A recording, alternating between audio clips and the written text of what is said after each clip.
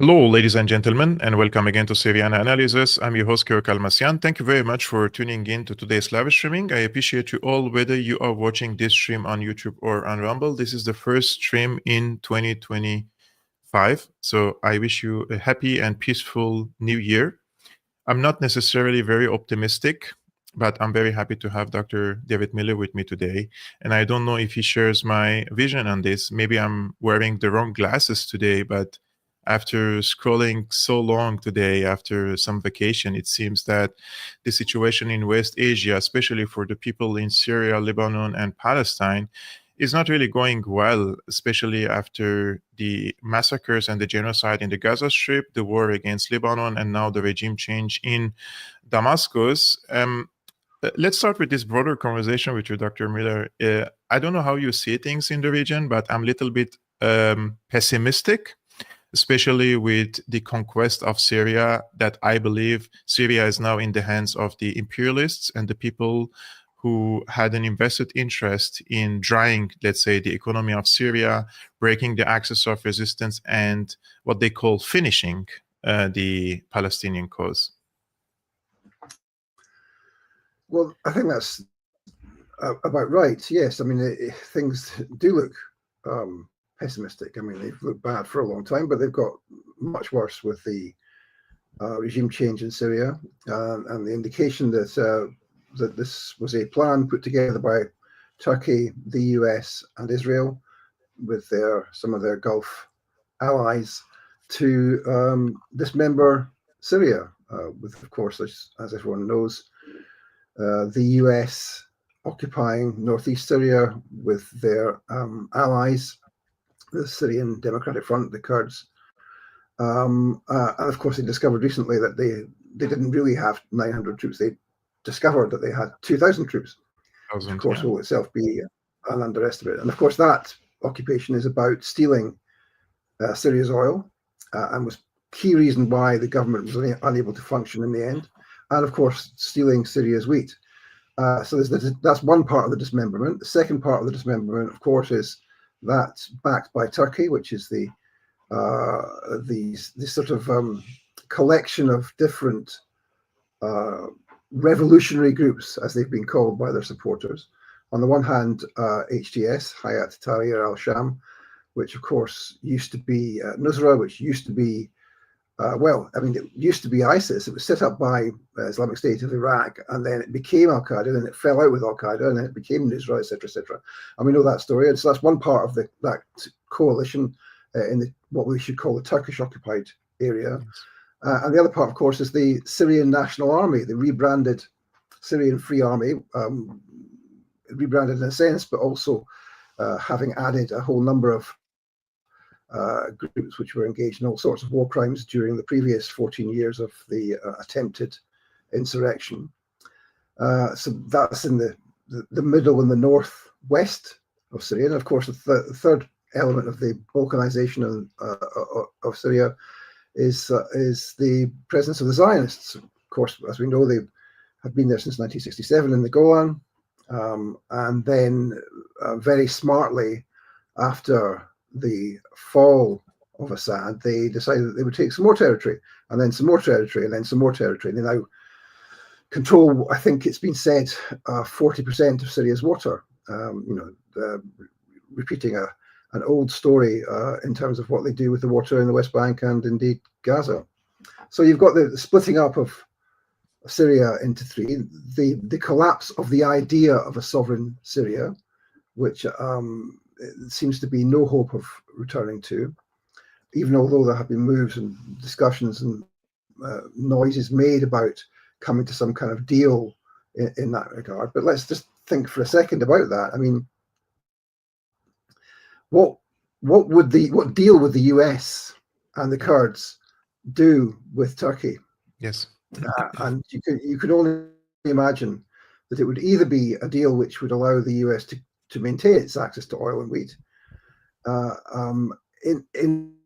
in exchange, presumably, for selling out the Kurds, their faithful servants for those many years, and indeed, of course, faithful servants of the Israelis and many of the Kurdish factions too. So that's not going to go well. It's probably not going to lead to that kind of deal, at least not in short measure, which leaves the possibility of a sovereign Syria bankrupt, if it wasn't already bankrupt with the additional Zionist occupation in the south, up to 20 miles from, or 20 kilometers from Damascus, as I said. So yes, depressing news, but nevertheless, let's say a couple more things about it. One more depressing thing to talk about is that the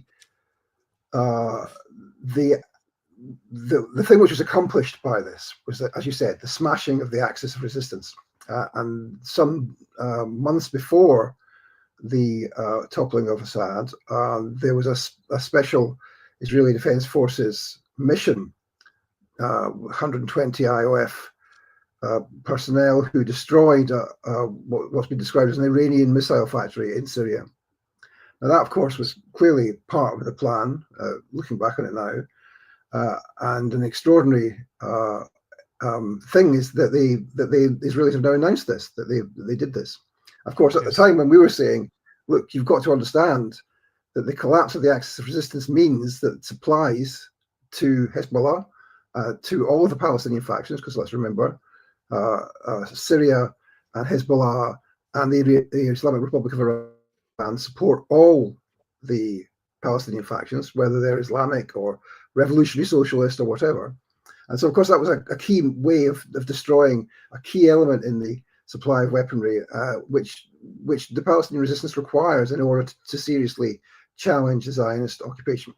So that's the other element of it, of course, is that the collapse of the axis of resistance. But the part of the reason that we have that, I think, is because of the diffident approach of the Islamic Republic of Iran under its new president, Pezeshkian, and his foreign policy advisor, Zarif, who is a very significant and important actor. I think people may not be fully familiar with him.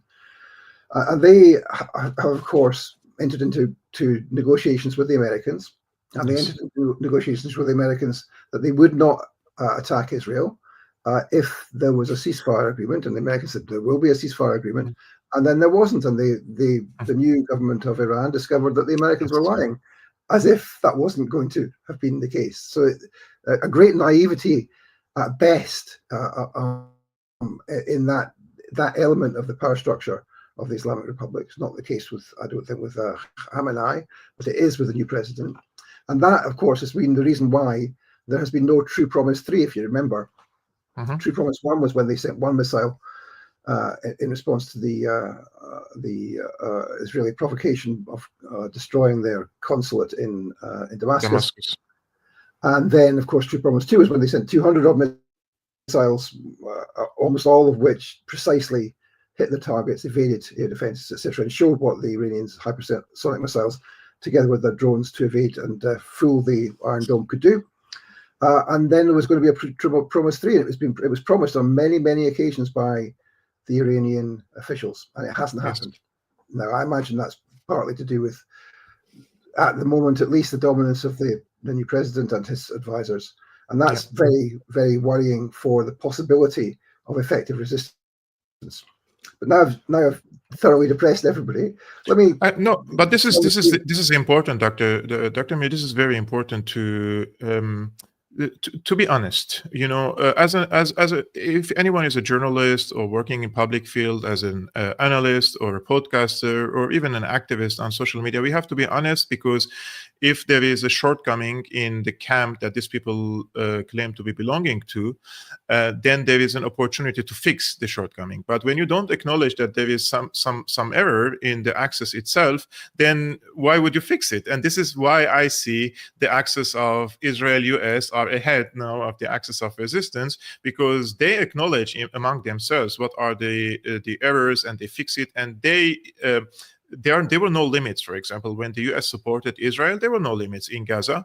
If they kill 100,000, 200,000, there are no limits. There are no red lines. So the US stood by Israel unconditionally, right? And the other side was more fragmented, and they were more ready to strike, let's say, individual deals. So there was no serious or real, let's say, axis itself. If it was an axis or a coalition, then they would have all stuck alongside each other. One thing that happened during the Gaza genocide, which is still ongoing, was the unity among the Muslims and the Christians in the region, and even non-Zionist Jews. And now Syria has again broke this unity among these communities, or let's say the indigenous communities in the region, which they all came together on one issue, which is Palestine. And now with the regime change in Syria, this sectarianism and all this talk again is on the surface. And we see that as if there is a deliberate, let's say, exaggerations of this sectarian talk and rhetoric on social media platforms in order to amplify these voices and create more rift among the people who support Palestine in this case.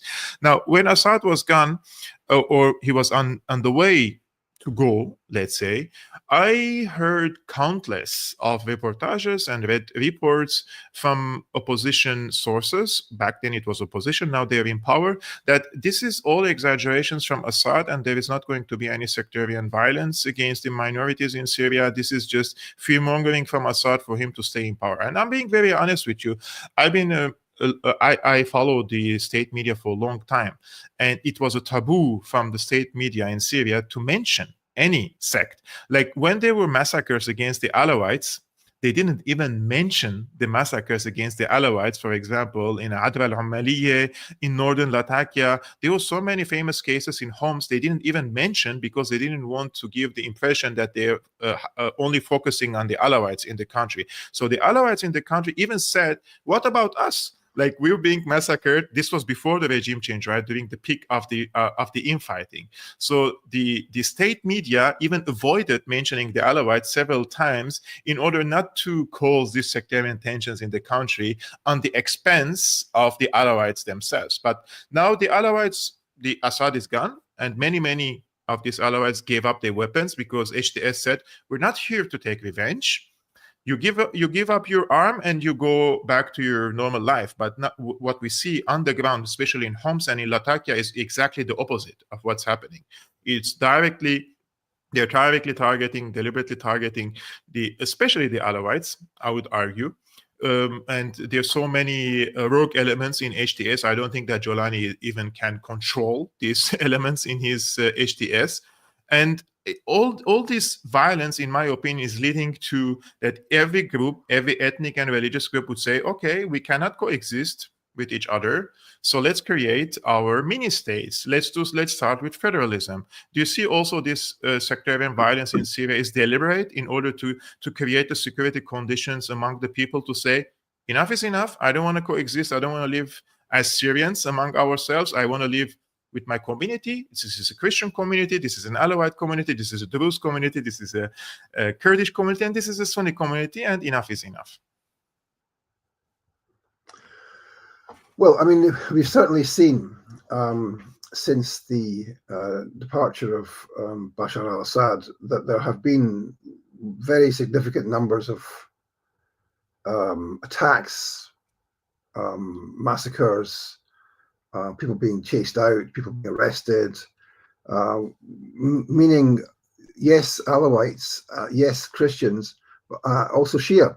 And indeed also, in some cases, it seems, Sunnis who were members of the Syrian Arab Army. So, of course, all of that has gone on, and the regime changers, the ones who are in the pay of the CIA fronts and the similar organizations, are saying, oh, this is just made up by sadists and by people in the pay of Iran, by which of course they mean me and you.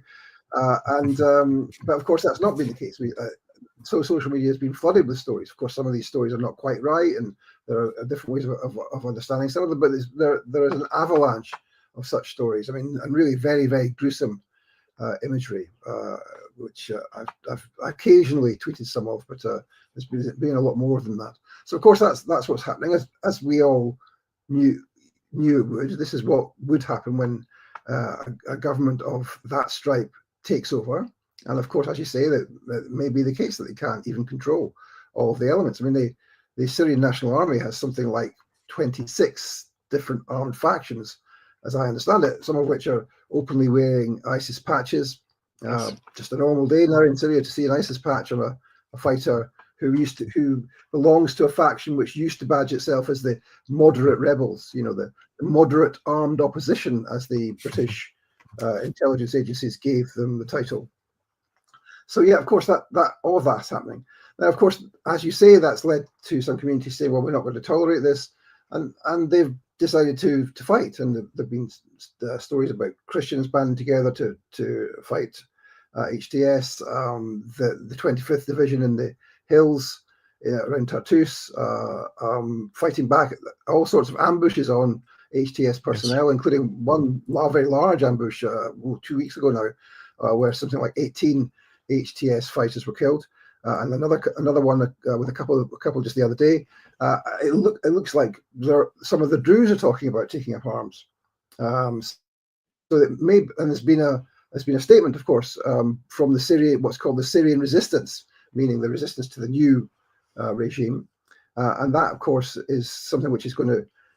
How significant it will be, we don't know, but that clearly will be part of the ongoing story, is that there will be resistance to this, and of course that will be in line with the philosophy and the ideas of the axis of resistance, if presumably not having any formal links with the axis, given what's happened in Iran. So I think that all that's happening, and some of that's positive in the sense that people are fighting back, and that there's a demonstration, was it yesterday,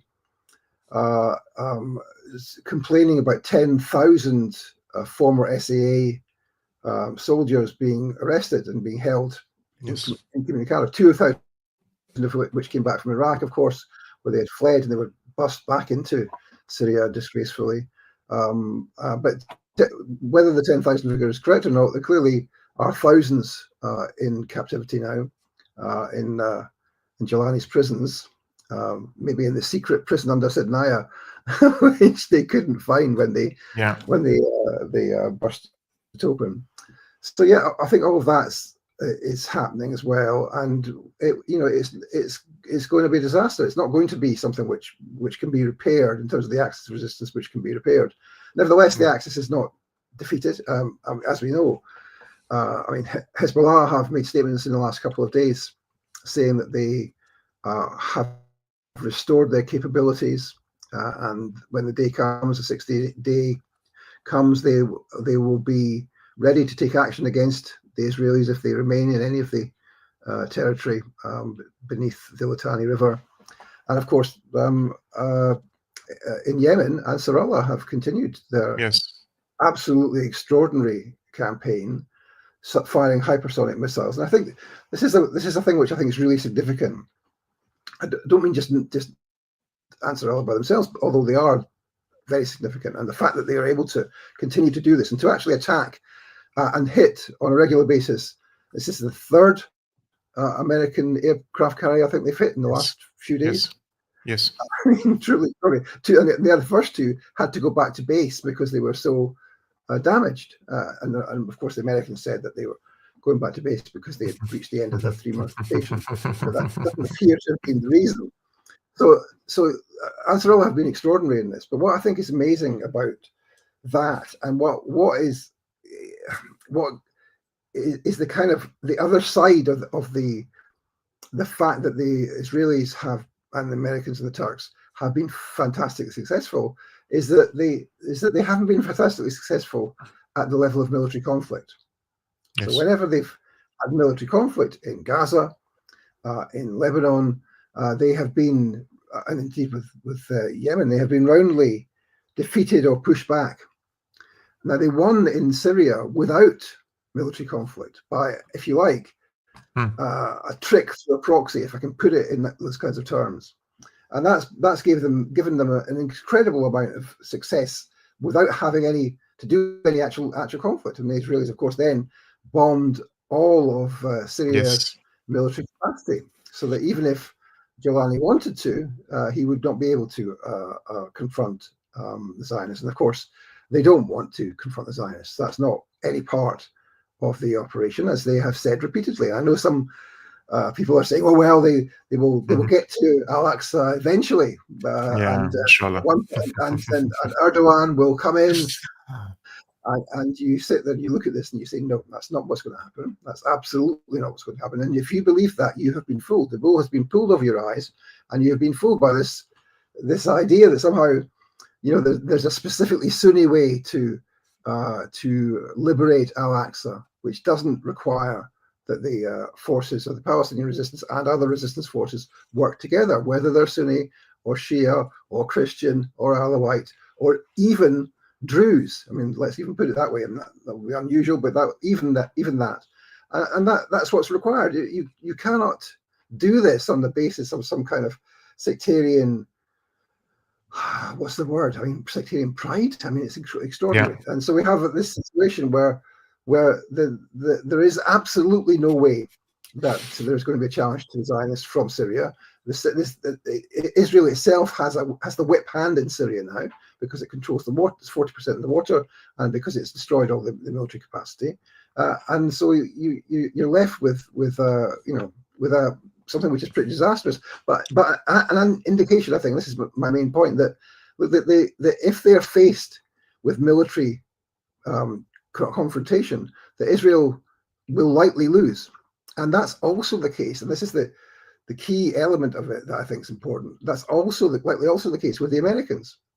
Yeah. So the Americans haven't gone in, right? The Americans have got 2,000 troops or whatever they say in northeast Syria. They've got all of those battle groups that perhaps two of their is it 12 aircraft carriers with the battle groups attached to each one that they've got.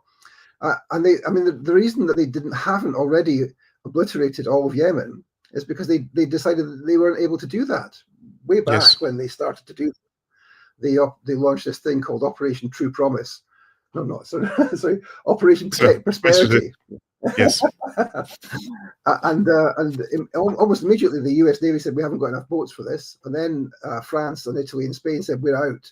And then that left the UK, the US, and the Seychelles, and possibly one or two other countries in this coalition, at which point they let it be known, the Americans let it be known via the New York Times, that they weren't sure that they should really have a big go at Ansar Allah, because they were scared that maybe they had some missiles which they could fire at their boats, which might sink their boats. And in that one passage in the New York Times, you see the weakness of the much vaunted power of the US naval service, of US imperialism. In the end, because of the existence of hypersonic missiles, these are just floating metal targets in the sea.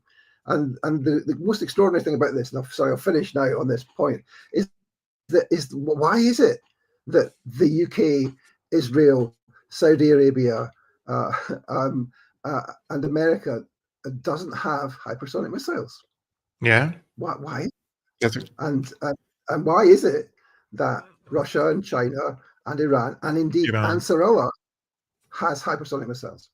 And I think the big answer, I mean, one could talk about this for a long time, but the big answer is that in the end, that neoliberalism, contracting out, privatization, has undermined the potential power of US imperialism, because they can't produce on an industrial scale like they used to.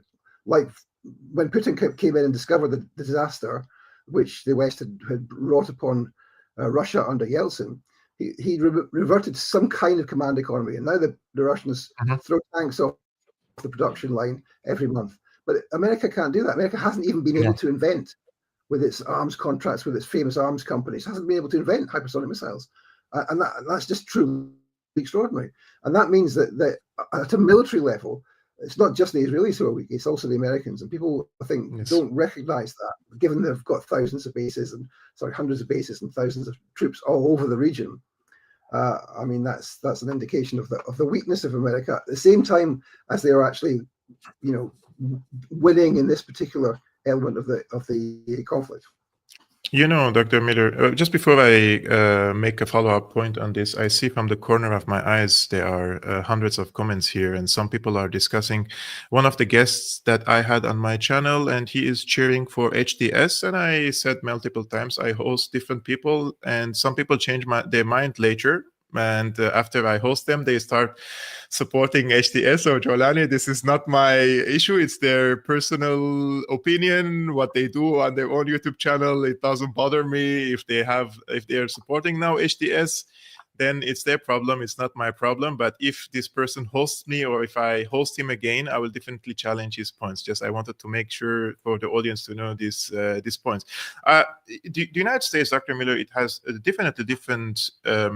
Let's say there are different things that we can foresee and we can perceive that those are points of weakness in the U.S. empire. Yes, however, they are also very creative and very successful in finding rifts in the ranks of their enemies. Like divide and conquer is like.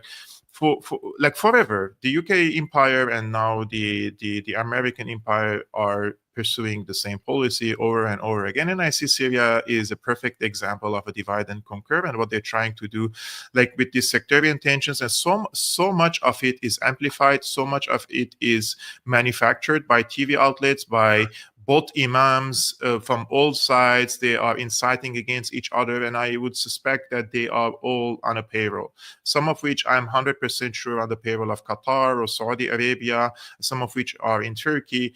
And for me, when I read these comments, I feel like we're missing the main point, which is this is geopolitics. This is the oppressed people against the empire. But some of the oppressed people do not realize that they're oppressed by the empire, and they have become like the guns or the boots on the ground for the empire itself against their own interest. And some of these people are not Syrians. So we're speaking about multinational activists, some of which are militants. They traveled all the way from, let's say, Tajikistan, Kazakhstan, from Xinjiang in China, Saudi Arabia, and some of which are just activists. Some of them, they live also in the UK, and they traveled to Syria after the regime change, and they have been whitewashing the HTS regime now in Damascus. My impression is this is more like tribalism, more like sectarian motivated, let's say, activism in favor of HTS, instead of seeing the bigger picture, which is this region is targeted by the empire in order to divide it. And one of the goals is to Balkanize Syria. And as many people do not see that this sectarian violence will lead into the Balkanization of Syria, and Balkanization serves the interests of Israel. And I would like to hear your thoughts on this. Please let me know if I'm being really I feel sometimes like I'm a paranoid. I need to ask a higher authority on this, because I feel like if there is a Balkanization, this is a perfect legitimacy. It gives a perfect legitimacy to Israel being an ethno-religious state.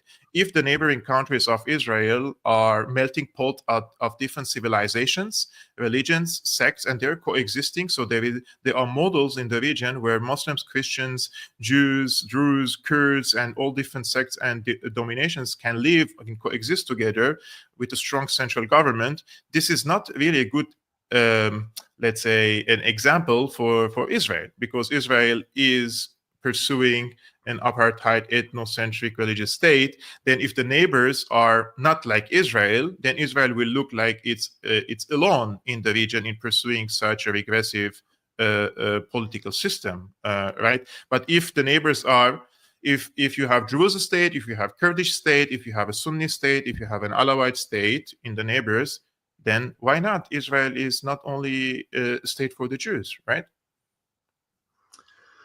Yeah, I'm not sure that PR advantage is core to their thinking, though. I mean, they already have no PR advantage. I mean, they have lost the PR battle globally over the last year in a very, very comprehensive way. Nobody, apart from that fraction of Zionists who might have been more liberal and who've become less liberal, most people in the world have been horrified and remain horrified by what they're doing.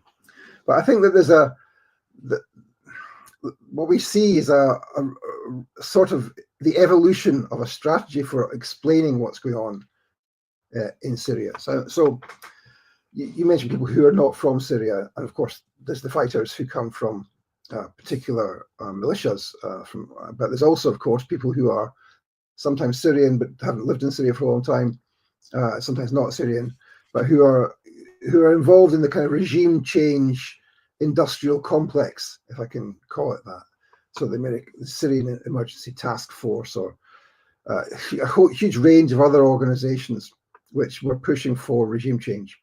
And of course, these are organizations which are funded, on the one hand, by the CIA, by the largest covert operation since Vietnam. On the other hand, by the British. Britain was involved from very early on in the attempt to foment regime change from 2011 onwards. And that was because the CIA wasn't allowed to, and the CIA was run through MI6 as a semi-deniable operation. And in that operation, this was the largest British stratcoms operation since the Cold War, according to the person in the Ministry of Defence, Kevin Stratford Wright, who ran it at the beginning. And we know this from leaked documents from inside the Foreign Office. And so you had, with the Foreign Office, you had the creation of a whole range of different organizations, from most obviously the first responders, the White Helmets, which is an MI6 construct, through to indie media, independent journalists, human rights organizations, technical scientific organizations devoted to collecting evidence of war crimes, of so-called chemical attacks, etc., etc. Now, that was a huge operation, and we know that many of the organizations that were involved were they were funded directly by MI6, and they were run by MI6. The way in which that happens is that MI6 usually, depending on what kind of operation it is, they put someone from their staff into the organization to make sure that, if it's been run, for example, if it's being run by military intelligence, they always make sure to put an MI6 officer in there because they can't trust military intelligence. And that was the case, of course, with the White Helmets, where James LeMessurier was ex-military intelligence, British military intelligence, and the MI6 handler of that project was a woman who is, in fact, his wife, and she was the MI6 handler.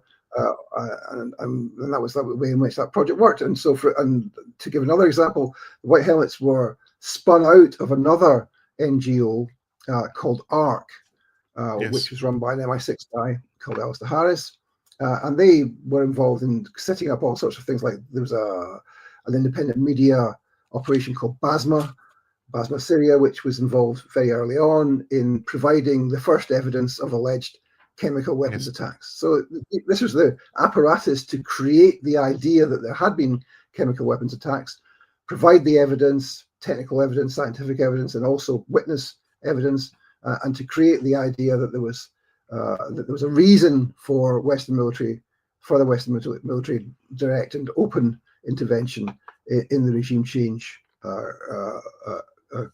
campaign. So that's how that all emerged. That process. It started in 2011. It wasn't a spontaneous revolution, as you know, and many others have seen. It was something which was fomented, where armed operatives were put into place very, very quickly, and some of whom were flown in by MI6 from the Libyan deserts after they toppled Gaddafi. Some of whom were, from Libyan Islamic Fighting Group people, and others, some of these foreign fighters.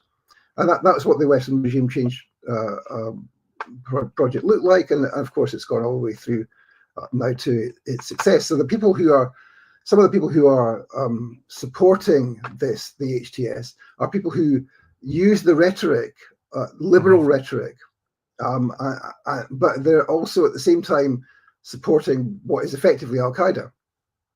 So you have a kind of intersectional ISIS ideology, which is that on the one hand they're kind of accepting that these people who are in charge, who are engaged on a daily basis in atrocities, as we know. On the other hand, that they want to have a set of arguments about which conform to liberal and woke notions. So, for example, when one points out that for example, there's a woman called Celine Kasem, who worked for the Syrian Emergency Task Force as a CIA operative asset. And so I was condemned for pointing this out because I was effectively being inappropriate with young women. And so you had the rhetoric of feminism mobilized in order to defend Al-Qaeda. I mean, truly extraordinary that this was. And we've seen that kind of thing all the way through. And you see that also with for example, Annalena Baerbock. Annalena Baerbock. Annalena Baerbock. and the kind of the no handshake, as if Yeah. that No, was an it's worse than indication that. of, She shook her own hand. She shook her own hand. She did like this. She was shaking her own hand with Jolani. so that's used as a kind of Islamophobic dog whistle. So these are. So on the one hand, you're saying these are Islamists. These are the bad Muslims. On the other hand, you're saying, well, this is a new Syria, and we're seeing how this can be moved along here. Now, there is nothing wrong with not shaking a Muslim's hand, or a Muslim not shaking a woman's hand. It's part of Islam. Yes. It's not some kind of tribal monstrosity. Just like the Japanese do bows. And to see that as being the problem is, of course, a diversion from what the problem is. The problem is the Western imperialism and its use of this government to balkanize Syria and to collapse the axis of resistance, and to focus on all this stuff about Islamism is a mistake, a strategic mistake. Just let me say one thing on Islamism. So Islamism, as a term, collapses the distinction between those who take Islam as the inspiration for their politics and those who fight against those who using similar sorts of things. So it collapses the distinction between Al-Qaeda on the one hand and Hezbollah on the other hand, who were, of course, in the conflict in Syria, fighting directly against each other.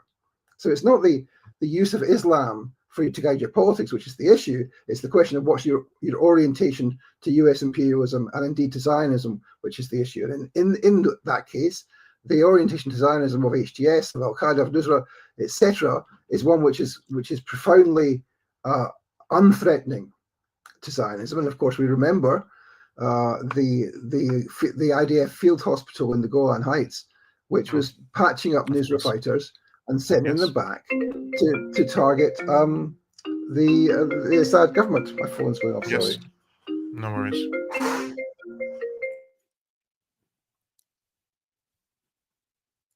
So yes, I mean, so that I think we need to be careful about that. So the term Islamism is a term which was actually, it's not just that it's a term which fails to distinguish between anti-imperialist and pro-imperialist Islamic groups. It also was effectively dreamt up by the Zionists, including directly by Benjamin Netanyahu in the famous conference they had in 1984 in Washington, D.C., the Jonathan Institute, named after his brother who was killed in the Entebbe raid.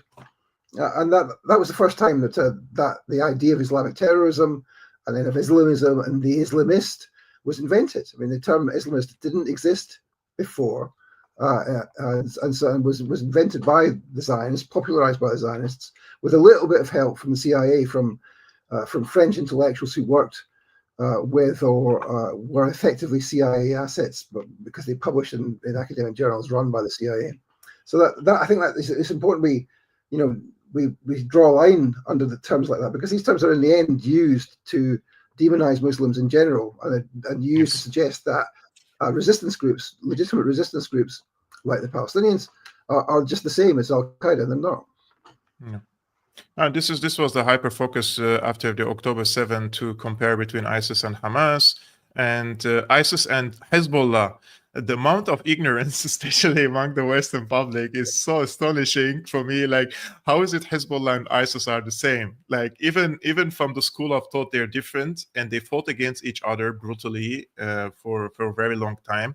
The practices are different, the tactics are different, the goals are different. Everything is basically different between Hezbollah and ISIS. But despite that, every day I hear this in public TV and different pundits telling me Hezbollah and ISIS are the same.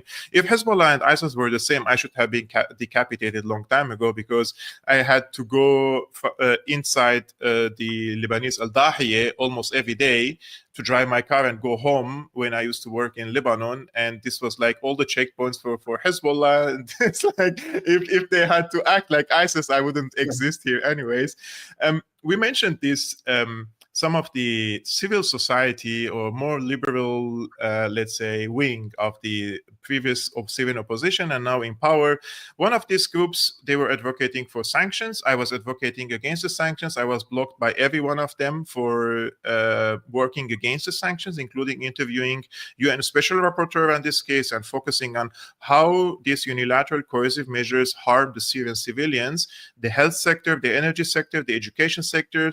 Babies kids stay out of school because of the sanctions. There are so many layers and factors for these sanctions that they lie to the people and said, no, this is only against this Assad regime and his families and cronies, etc., etc.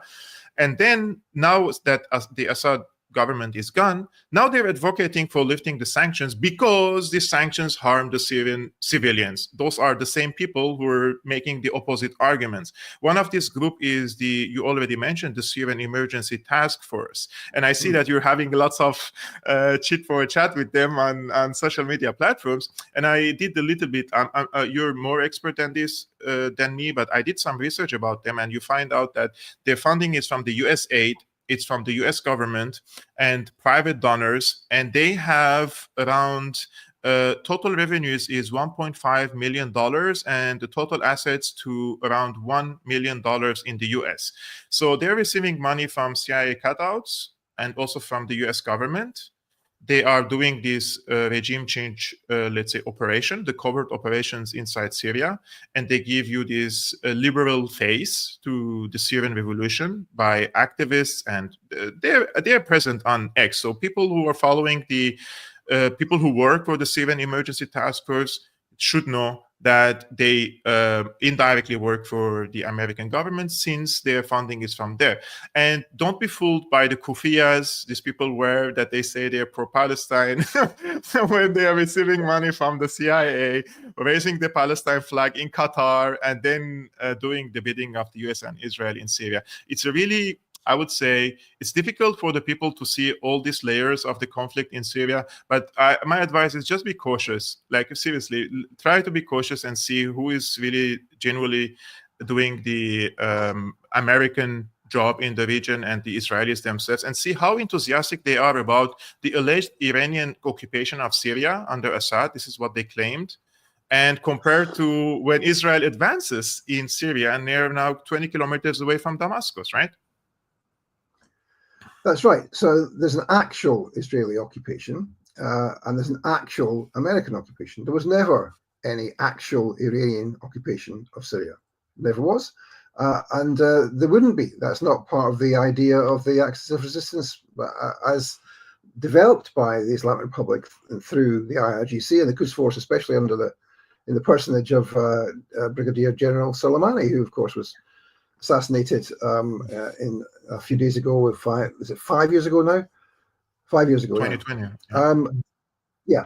So and this is the thing which underlies a lot of the kind of criticism that we get from Sunni identitarians, I would term them, who say, well, US imperialism, yeah, but Iranian imperialism, and let's not forget Russian imperialism and Chinese imperialism. Look what the Chinese are doing to the Uyghurs. And you look at them and you think, have you got any conception of what imperialism is? I mean, it's extraordinary. The Iranians were in no way in an imperialist relationship with Syria, and nor indeed were the Russians. And so you've got to understand that yes, of course, the only two Russian bases outside Russia in the region were in Syria, the air base and the navy base. Yeah, but and of course the Americans have hundreds of bases, etc., etc. But the Americans are the imperialist power in the sense that yes, they're imperialist in the sense that they are dominant, and in the sense that they control the financial system. I mean, that's how the financial system of the world works, and it's only the Chinese and the Russians are, of course, subaltern powers. They're counter hegemonic powers, and the idea that somehow these are just competing imperialisms is a fundamental mistake. But similarly, I think that the period of US imperialism and US unipolar dominance is coming to an end, and we are seeing the beginnings of the end of that process. And the choices we make now will determine what will happen in the future. And of course, if you take the pessimistic view, it looks like that the Israelis can do whatever they want. And what happens is that they test it out. They say, if we kill more and more children, do you think they'll stop us? Let's try, shall we? And of course that's what they're doing. Shall we take some of Syria? Yes, that's right. Shall we just ignore the ceasefire agreement with Hisbah? Yes, let's do that and see if anyone pushes back. And does anyone push back? Nobody pushes back. And so they in their head, they can just do whatever they want. And that's why, of course, they're going to take the northern part of Gaza. And that's why they've been leveling it. They're going to annex that land. They're going to try and annex the West Bank. They're going to try and keep the stuff in Syria. They're going to try and get up to the Litani River in Lebanon. And of course, they will try and collapse the Jordanian state next and take part of that as part of their Greater Israel plan. And the Greater Israel plan is a plan for them to be the unrivaled dominant power in the region. But of course, the peculiar thing about Israel is that it has power in other regions in the world. It has power in the US, in the UK, in Germany, in France, and in many other countries. And that's because the Zionists have power internally in the foreign policy establishments and to some extent the domestic policy establishments of those countries in a way which no other country has the capability to do. There aren't enough Chinese people in America in those kinds of positions to have a Chinese lobby which could have the impact which the Israel lobby has in the US, even though there are many. I mean, I don't know the figures actually, but I'm guessing there are many less Jews in America than there are Chinese.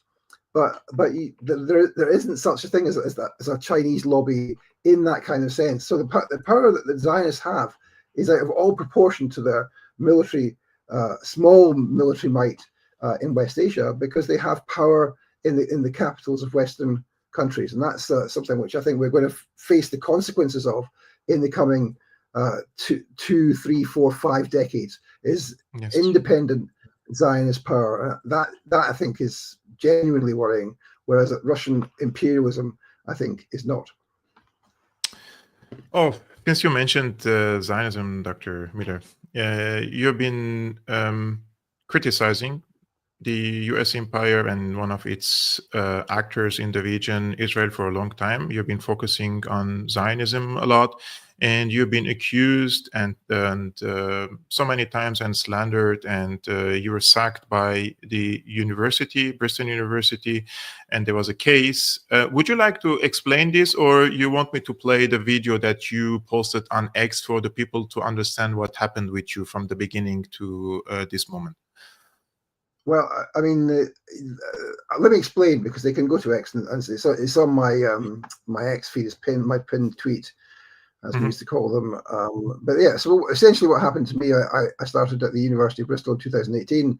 I did a lecture on Islamophobia in 2019, looking at, in part, well, 3.5 minutes of the lecture was about the role of Zionism in encouraging Islamophobia, which is based on my own research. There was a massive campaign to have me sacked. I was investigated. I was found twice not to be guilty of anything, not to be an anti-Semite. And then I went on a public meeting and I referred to the fact I'd been attacked by Zionist student groups.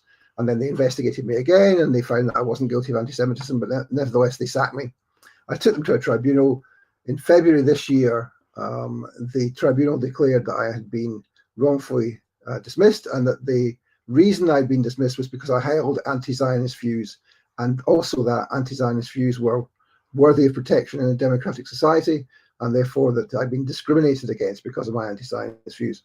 And that was a tremendous victory, a landmark victory, as it's been even referred to in the mainstream press.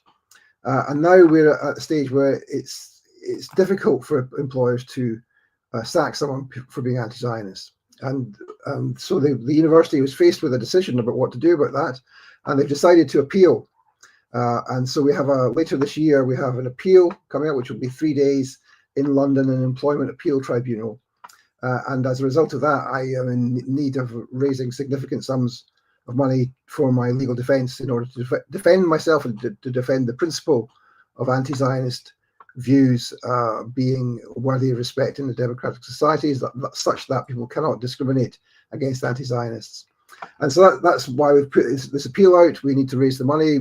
It's been tremendously successful. It was only published yesterday, and we've already raised a huge sum of money, but we do need to raise more. So I would ask people, if they can, to go to the URL at the bottom of the screen, fightingfund.org/support Miller, and donate what they can. And also, of course, the Left Legal Fighting Fund, which is the organization which is involved in supporting me, is also involved in supporting others who are similarly attacked for their anti-Zionist views. Guys, this stream will be watched between 5,000 and 10,000 people minimum. So if you believe in this case, and if you want to support Dr. David Miller, you can see the link is scrolling on the screen, www.fightingfund.org/support Miller. You can also find the link in the description below. And there are different ways you can contribute, whether it's through bank or through PayPal or other means. So you can check these ways to support. In my opinion, it's very important for the people to be in the back of other people. This is something very important for me, especially when you see people trying to do something genuine and trying to wholeheartedly present solid facts. And this angers influential people, basically.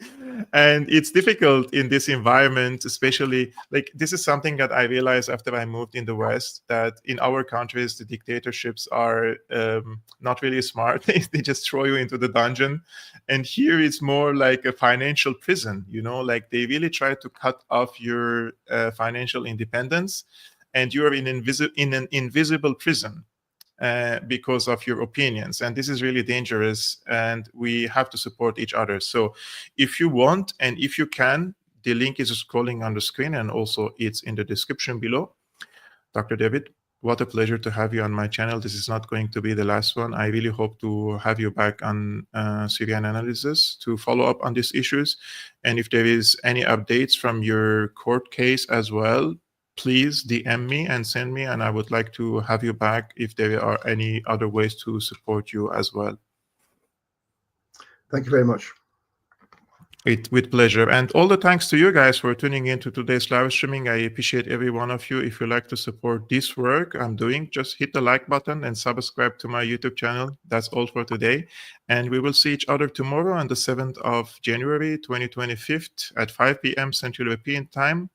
5 p.m. Yes, 11 a.m. Eastern American Time. Peace be upon you, upon your families, and peace be upon you, Dr. Miller. Salam.